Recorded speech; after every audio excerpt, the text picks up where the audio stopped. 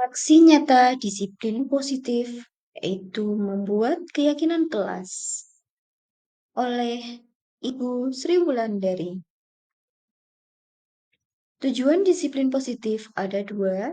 Yang pertama, menstimulasi konsep diri pada Merdeka Belajar. Yang kedua, pemahaman konsep budaya dan lingkungan positif yang mendorong tumbuh kembang murid. Disiplin positif adalah menerapkan sikap disiplin yang bertujuan untuk menumbuhkan kesadaran serta memberdayakan anak mandiri melakukan sesuatu tanpa iming-iming hukuman, sogokan, ancaman, maupun hadiah. Pendekatan disiplin positif dalam Merdeka Belajar adalah sebuah tawaran metode yang mengutamakan dialog dengan peserta didik. Jadi, mari kita tumbuh kembangkan dialog bersama peserta didik kita untuk menumbuh kembangkan tanggung jawab atas kesadaran dirinya sendiri. Selama ini, kesadaran akan penerapan disiplin masih berdasarkan motivasi ekstrinsik, di mana pembiasaan positif yang diterapkan bukan disiplin positif, namun masih menganut hadiah dan hukuman. Tanpa adanya budaya positif, maka akan sulit untuk melakukan pendidikan karakter bagi peserta didik. Pembiasaan yang positif diawali dari diri sendiri dan lingkungan rumah.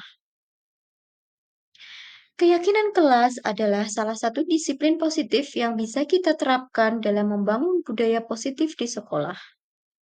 Dengan adanya keyakinan kelas di setiap kelas, diharapkan dapat mewujudkan tujuan pendidikan yang berorientasi kepada profil pelajar Pancasila.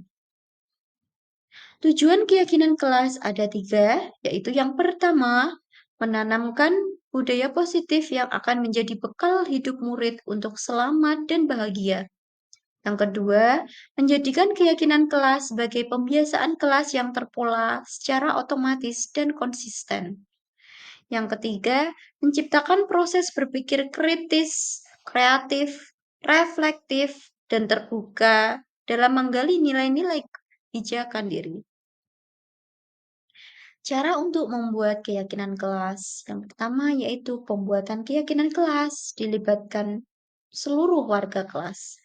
Kemudian yang kedua, keyakinan kelas sebaiknya tidak terlalu banyak, sehingga mudah untuk diingat dan dipahami oleh seluruh warga kelas. Yang ketiga, keyakinan kelas harus menggunakan kalimat yang positif.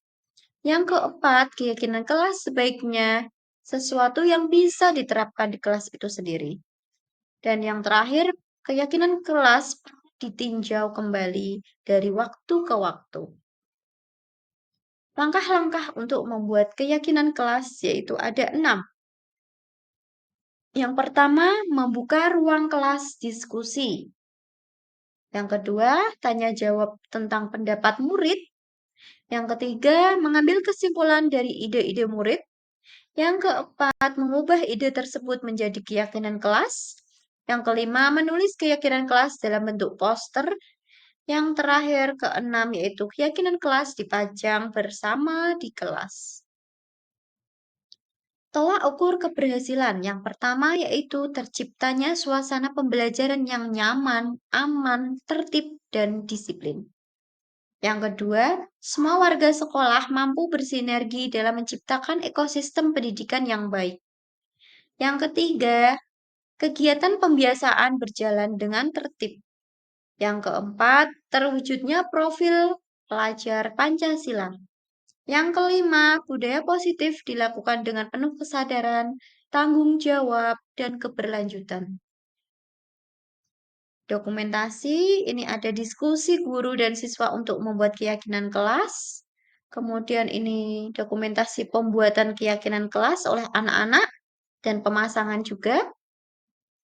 Kemudian umpan balik, ini ada umpan balik dari 3 anak-anak. Kemudian link YouTube-nya tertera. Dan terima kasih.